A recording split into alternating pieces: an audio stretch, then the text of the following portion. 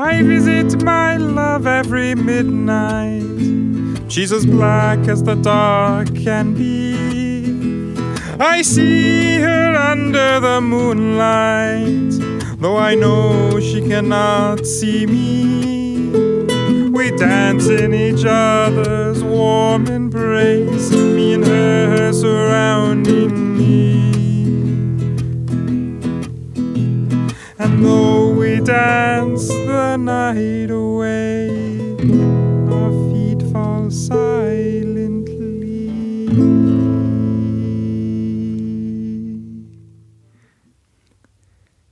Hello. Okay, hey. Hi. I'm Graham. I'm Ashkahn. And today's question is... It's being served up hot. Coming out, just came out of the oven. It's getting piping hot and ready. This maybe needs a little bit more salt. Today's question is, I feel like I have to replace my UV bulbs once every 6 months or so. Is this normal? That's okay. Yeah. That's the full question. That's the question. It's a big question. I mean, there's a lot going on there. Yeah. You know, like what makes you think that you have to replace them every 6 months? Is it just because the light is literally not working? Yeah, what is it at that some is point? leading you to this conclusion? Like, is it that you just have a policy of replacing the bulbs every 6 months and nothing's going wrong? Because in that case... Is it that you're looking at the light bulb on the ceiling of your room and just confused? All of these are important questions. This is perhaps a good opportunity to... I think maybe let's just go talk over about whatever some we UV. want to talk about instead of answering their question at all. I think we should talk about UV in general. Yeah. Let's just let's let's get real. Let's get real with Delve UV. into it. Yeah. So first of all, light is kind of a form of energy. Photonic, energy. Both a particle and a wave. That's confusing. Crazy, right? Yeah, I don't really understand that. That was my mind being blown. There's that sound. Okay. And UV is a specific spectrum of that light. Yeah, so UV is a spectrum of the light, and when you talk about UV lights in the form of sanitation, we're also just talking about a specific section of the UV range. Yeah. And different sections, but there's some like extremely common ones in terms of the wavelengths that go into different types of disinfection and stuff like that.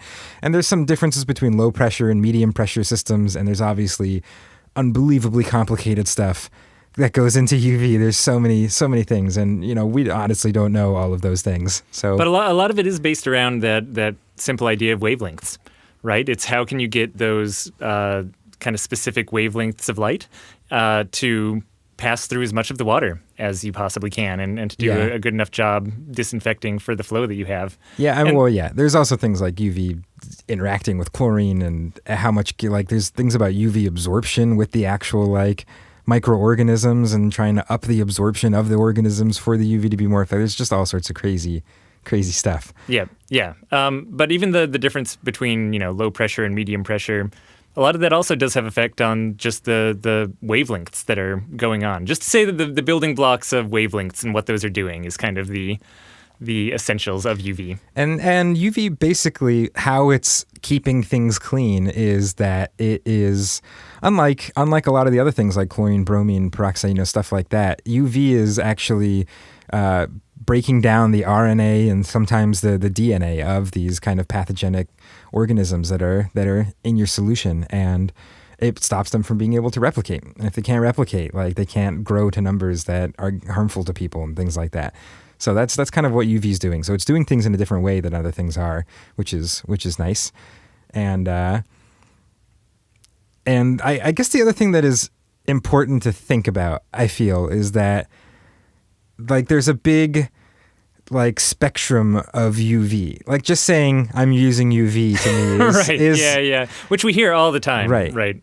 Because there's tiny little UV lights people put on aquariums, and there's humongous UV systems that municipal wastewater treatment plants use, and everything in between, and different levels of quality and size and power and functionality and how long they last and all that sort of stuff, and as opposed to chlorine, which, there's a couple different versions of the chemical you can get and stuff like that. But the spectrum of what's different in the number of different ways to use chlorine out there, or bromine, or or ozone or things like that is just much, much smaller than UV when it comes to UV.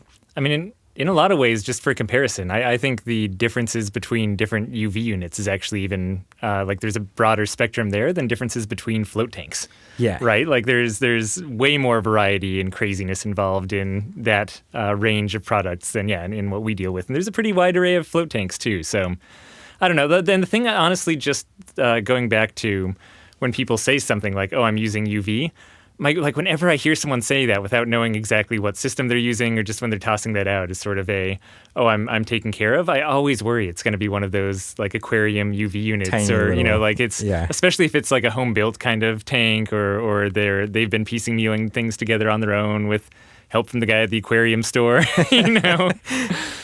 Yeah, so it's one of my greatest fears is people using undersized UV as the main disinfectant system on their tank.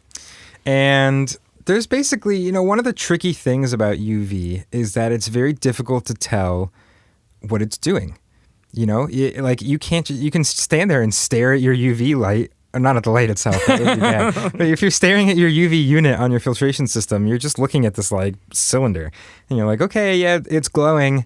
And like that's the input that you have, and there's so many different reasons why UV, even with a legitimate like UV device, is maybe not performing at the level it's supposed to be performing. And there's a lot of maintenance and routine procedures and stuff like that to make sure it's actually effective or as effective as you would like it to be.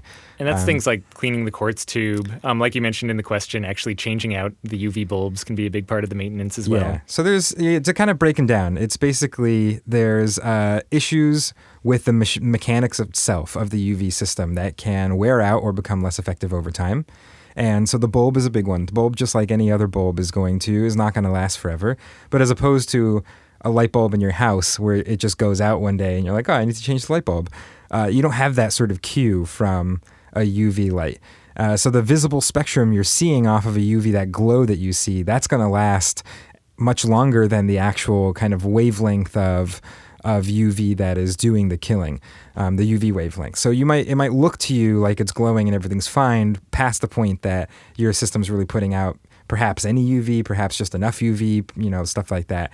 And I think a lot of times these things have, and again, we're now kind of edging out of my level of understanding with this stuff, but there's something going on in there with like mercury, and that mercury gets like heated up and activated, and that there's a process where things like that kind of get used up over time, as well as, the connections between the bulb and the other thing as things turn on and off can get worn out over time. And that's one of the things that we've heard mentioned pretty consistently from a lot of different UV manufacturers is sort of unless they're specifically designed for that kind of constant on and off action, maybe even if they are designed more for that, it's going to wear them out faster, right? Like having something running continuously like you do on a big municipal swimming pool is actually easier on the light than kicking it on and off all the time. So well, basically the background of that is that most UV systems for pools and stuff are meant to just be running all the time, or maybe turned off once a day. Like you turn it on in the morning, you turn it off at night. If it's in your backyard or something like that.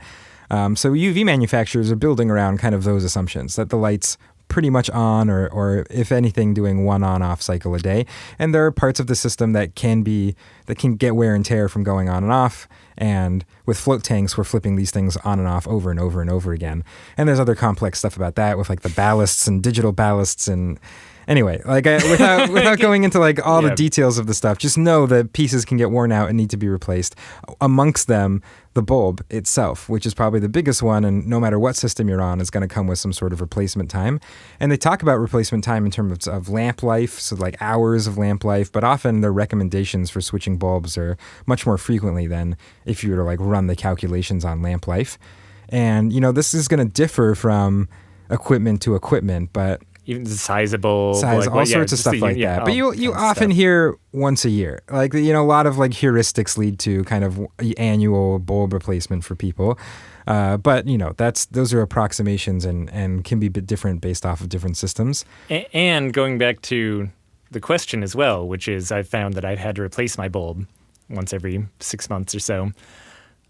Are are you finding you have to replace it because the light actually is no longer producing any light at all? Because that gets, like we were talking about before with lamp life, it gets really scary since the lamp life ends well before the visible spectrum ends. So I'd almost say, it's probably a bigger issue than you think if that's what you're basing it on. If that, right? I mean, I don't know what this person's talking about. Like how they even know their lamp is done or they're finding they need to switch it doesn't make any sense to me. But like if you're trying to, but mostly you're doing this based off of some sort of recommendation and you have some sort of pattern, or sometimes systems will come with indicator lights that tell you it's time to replace it. Maybe that's what they're talking about. They have an indicator light going off on a ballast, or some float tanks have logic built into them that give you a cue as to when to change the bulb.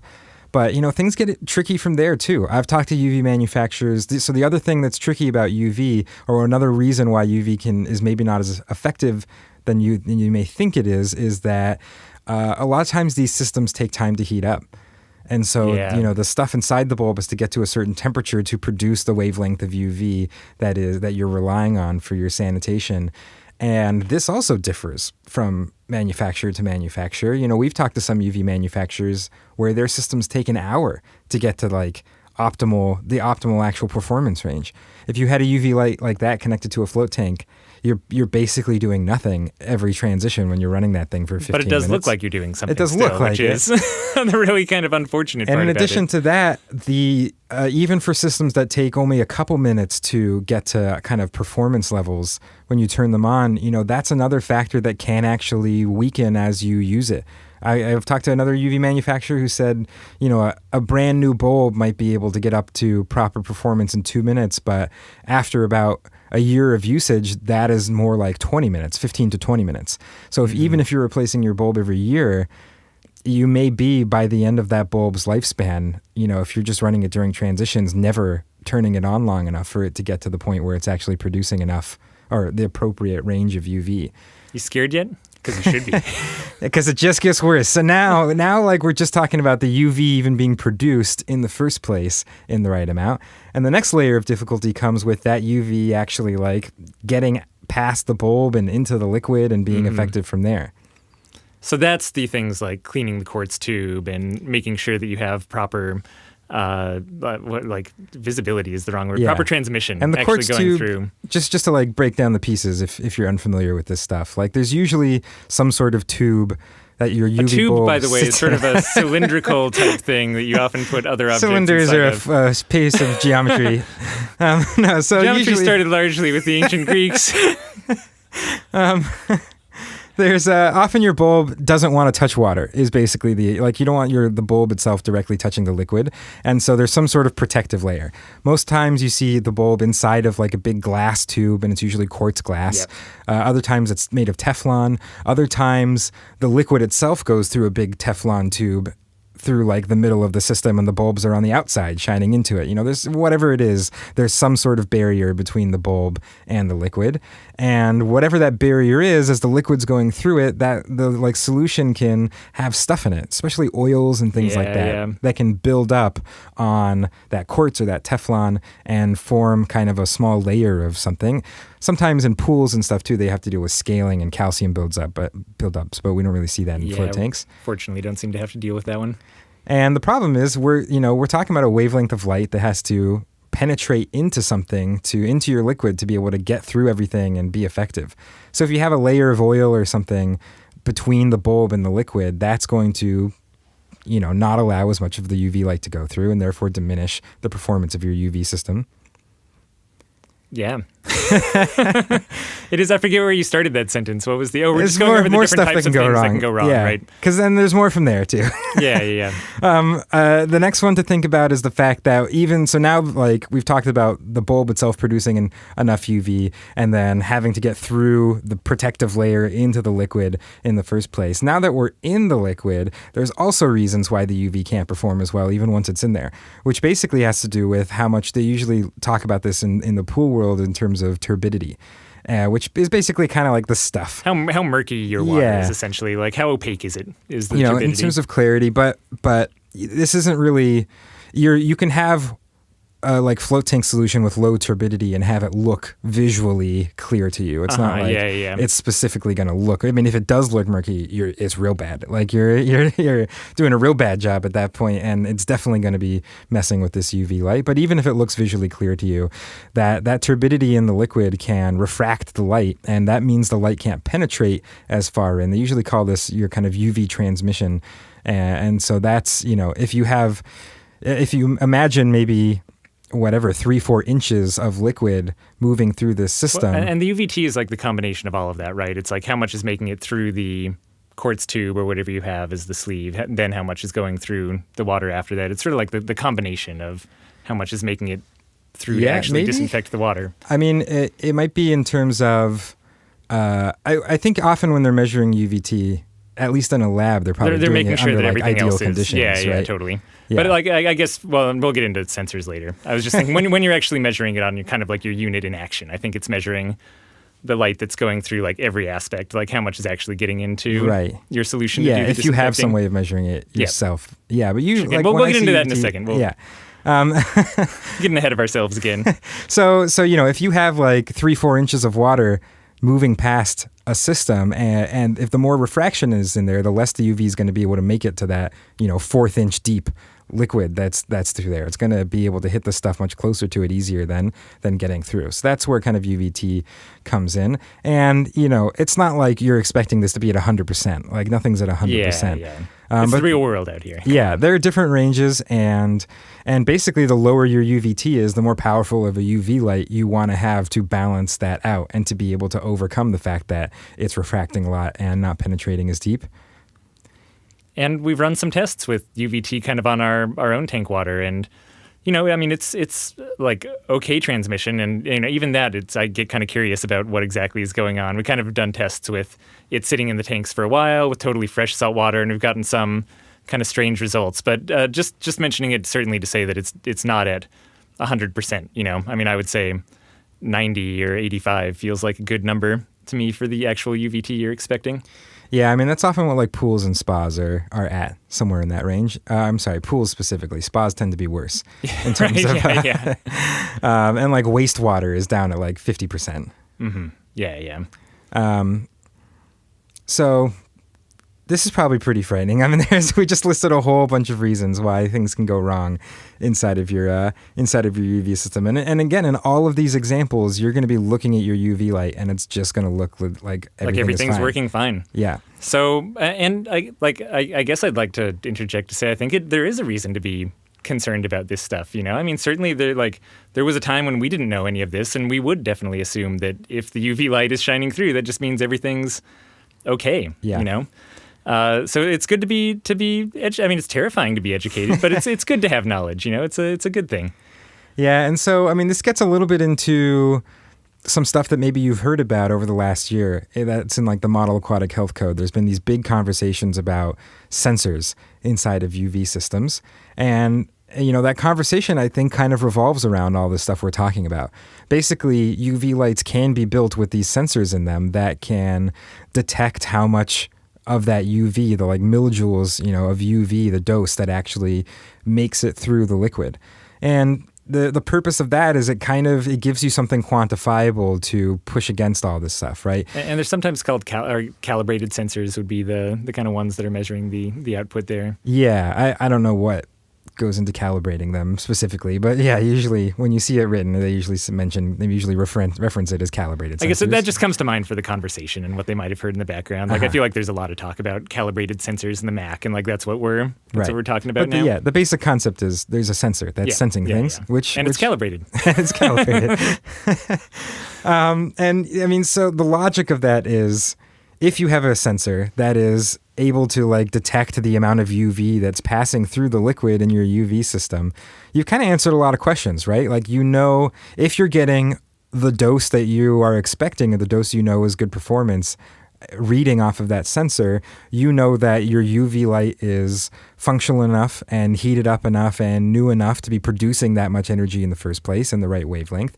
That it's making it through the sleeve of whatever tube. form, the Yes, tube, cylinder. as we've established, the geometric shape that is between that and the liquid, and you know that it's made it deep enough into the liquid to have proper kind of penetration. So that sensor kind of gives you a way of being able to look at something and understand if these things are working. And if you have a calibrated sensor, you know the calibrated sensor is working properly. So that's nice too. I mean, kind of like the requirements in the Model Aquatic Health Code like ask for some sort of alarm system to be connected to it. Yeah, for sure. Well, I mean, I guess that if your sensor goes down, or if your No, that's why alarm you need if your the other alarm alarm goes attached, down, yeah. you need an alarm sensor. I know. And where does the madness stop? You know. So you know that. Like, I think that was a really scary thing to a lot of people as this whole process happened, including us, because we all started looking into this and realized that a UV system with a calibrated sensor costs some Benjamins. Yeah, it's like $10,000. You know, these are really, really expensive systems, and there was a lot of talk about, which is like 100 Benjamins. You know, why that might not be justified in the float industry, and you know, I think there are some legitimate opinions on either side of that in terms of maybe we should have this and maybe we shouldn't, and maybe not for these reasons. And there are ways to help mitigate these risks, which we'll go into. But just to give you some context on the whole sensor thing, like I don't know, over the last years I've been looking into it personally. I'll just speak for myself at this point more and more. I started out being like, what are you, crazy? Like $10,000 for these UV things? That's insane. We don't need these sensors. And now I'm kind of like, well, I kind of get it. Like, I kind of get why that would be a requirement, or why that may be kind of nice to have in your float center, to look at something and be like, hey, my UV light's working. And I know it's working now, and I don't have to worry about, has it been long enough that this thing's not heating up in the appropriate amount of time to be producing the UV dose, or, you know, all these other questions that we just went over. I know, really, like the shame is that they're so expensive. Yeah. Right? Because if a UV unit with a calibrated sensor was $500 more expensive, or even $1,000 more expensive, it wouldn't be such a burden on the industry. And just the fact that it's $10,000 per unit with these is really difficult to, when you think about the cost of just upgrading existing centers, and almost none of them have UV units with calibrated sensors. I mean, yeah, like I guess it totally makes sense to me. It's just unfortunate the logistics is such a difficult thing. Like if we don't have calibrated sensors on our UV at Float On. And we couldn't upgrade today to do that very easily, you know, just spend $60,000 plus the cost of being down and, you know, skilled labor installing them. Like that would be a challenge to get those installed. And this, you know, I mean, this is pretty normal stuff for like a commercial pool. And most commercial systems, when you're looking at UV systems, come with these things. But, you know, we've just been using a lot of more on the residential end for float tanks, because they're like sized more appropriately for what we're looking for. Yeah. So, you know, in some senses, we have 200 gallons. At least according to like you know? UV people or UV manufacturers, their opinion is, as an industry, we just got used to a price that was maybe unrealistic, and we need to like, you know, change our assumptions about how this stuff is supposed to work, and realize that a $10,000 UV unit is what we are supposed to have. Also unfortunate that it's like the equivalent of us having 6 full-size swimming pools, right? Because like exactly. A big municipal pool has a pool that they'll attach it to, or if they have an Olympic pool next to that one, then they have 2. Yeah. Right, and us, the small float tank center They need a way bigger UV thing. I mean, theirs probably costs like $30,000 or something like that. Sure. So still less than we'd be paying with 6, right? Like it's still insane. And that's a big pool. They're probably getting way more people coming in than we are. Yeah, I can't. yeah, probably. So, okay. So let's talk about some good things. It's cool. UV doesn't leave, you know, weird chemicals that are combining with other stuff in your water in the same way that... I mean, it can. It can. Yeah, I guess it'll interact with other stuff that you have. This is also complicated. I guess it's true. There's UV can create disinfection byproducts. I mean, we learned about this mostly in association with chlorine. But yeah, it'll actually produce disinfection byproducts and help break them down. And so far, it seems like... And just as an example of why that might be caused, like you can imagine someone even just having like sweating a little bit in a float tank or something like that. And we secrete things that are in our system, right? So if you're sweating and you've had certain, antidepressants or taken in other chemicals kind of foreign to your body, you can be releasing those into the water, and now UV is going through these kind of odd chemical structures that aren't just basic water and hydrogen peroxide and things like that. And as it does, it can just all create, sorts of stuff in there. Yeah, it can just create all kinds of weird mutations or like odd interactions with that. So yeah, I wouldn't say UV is just like. No, you're right. I wouldn't say that either. I started to say that, I know, but I would no longer. I regret it. It's a huge. So good. Let's talk about some good stuff. Regret. Let's talk about some good stuff. There are ways to, without a sensor, there are ways to at least, be doing good practices to give your UV system the best chance of performing well. You do good without sensor? Yeah. Yeah. So let's talk about. I mean, I'd say number one is actually making sure your UV is sized appropriately and talking to your manufacturer and just establishing basic things like your UV unit doesn't have to be on for an hour before it reaches full dose, and some really basic, like just not even operational, but manufacturing side of things are good to clarify. I mean, talk to the UV manufacturer. You don't even have to call the float tank manufacturer. Oh, so I meant the UV manufacturer. Oh, great. Yeah. Perfect. Yeah. Do that then. You can also, you can get your UV transmission tested. Like you could send a sample of, you could talk to the person the UV manufacturer, and they might do a test for you. You might have to pay them a tiny bit of money or something like that. And you might find out that with your regimen and whatever's going on with your filtration and stuff like that, you have maybe a low transmission percentage, and maybe you need a bigger UV light to balance that out. So that's a good thing to find out. Yeah, for sure. I was going to say, another good piece of news is just with the manufacturers of float tanks themselves. Hopefully they've actually done some research into this as well and might actually have some of that data. So, talk to your float tank manufacturer and see what they can send you about any tests that they've had their UV manufacturer do on the liquid or on our float solution. You can make sure to actually be replacing your bulbs on a routine basis and keeping on top of that to mitigate that risk. So good job asking that question, yeah. Loyal listener. You can clean. You should, not even you can consider doing this. Like you should be cleaning whatever that quart sleeve or Teflon tube or something like that. Cylinder, You should be cleaning that on somewhat regular basis, again, which you can ask the UV manufacturer or your float tank manufacturer to make sure that it is clear from oils or other things building up in there. By the way, pro tip, make sure you have backups before you ever go cleaning these things. They're so easy to break. I mean, there are different UV units where they're easier and harder to take out. But I mean, as you can imagine, kind of a shatterable tube that you're trying to remove from something and get in there to clean is very delicate. So same with the bulbs themselves. I mean, just any work you're doing on a UV unit, make sure you have backups on hand. Just have spares, because if you break them, you're about to start canceling a lot of appointments. Right, because you can't run floats without any form of disinfection in between. And often if something like this is broken, it means if you turn your filtration system on, float liquid will start shooting up out of the top of your UV. Yeah, or glass will just start going through the entire filtration system. Or anyway, pro tip. And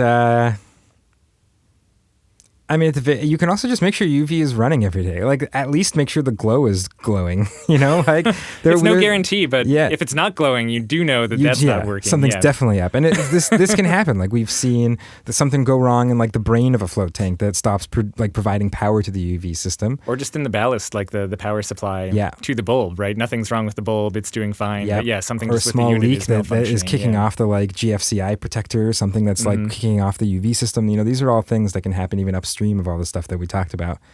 So we every morning visually look at our UV systems just to make sure at least they're glowing as one of our kind of daily checks. Yeah, and everything else that Ashkahn was going over too. So we do have really regular maintenance and regular bulb changes, and at least for now, in lieu of a calibrated sensor, that's how we're handling it. But I don't know, it's something to consider. It's been on my mind of maybe we should just slowly be building up $60,000 to... I don't know. I wonder at what point during the last 8 years I stopped having recurring nightmares of clowns and started having recurring nightmares of weird things going wrong with my float water. You know what I mean? Because giant, monstrous, broken UV bulb chasing after me, I feel like is... the other thing to say is that it's always good to remember that we're not pools or spas or, the stuff that we're comparing ourselves to, and everything we've been talking about in terms of even what the proper dosages and stuff like that are based off of pool standards.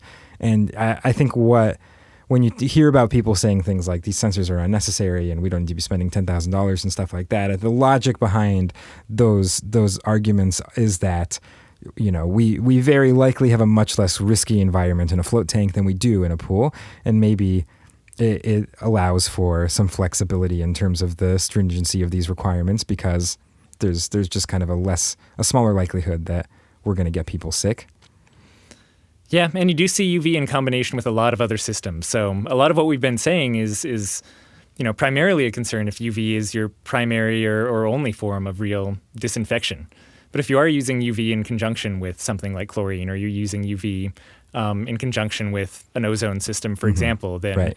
Obviously that kind of redundancy takes away from some of the burden of being totally precise with everything on the UV side. Yep.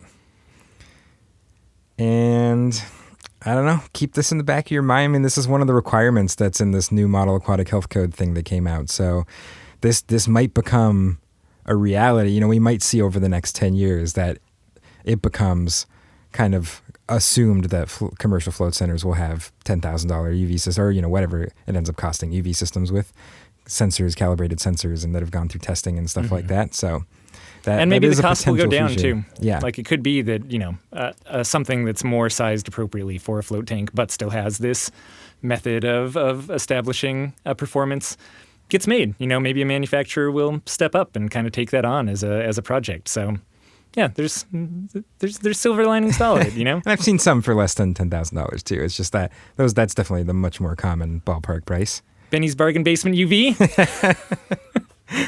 Yeah, Uma's don't look that up. It's not a ultraviolet. thing. Don't go Google it. Yeah. All right. Anyway, good luck, everybody. Yeah, Have a good day. Have fun out there, guys. All right. And if you have any other really simple questions that are going to lead to crazy answers, I don't even know if we even answered the person's base level question, but hopefully there was something in there that helped you out. We let them know that there's a lot more that they have to worry about than they were currently. Go to floatanksolutions.com/podcast. Yep. We'll be here. We don't do anything other than this. We just sit inside of this room and for once 23 hours and 45 minutes until the next episode. So yeah, we're waiting. We're waiting. All right. Bye.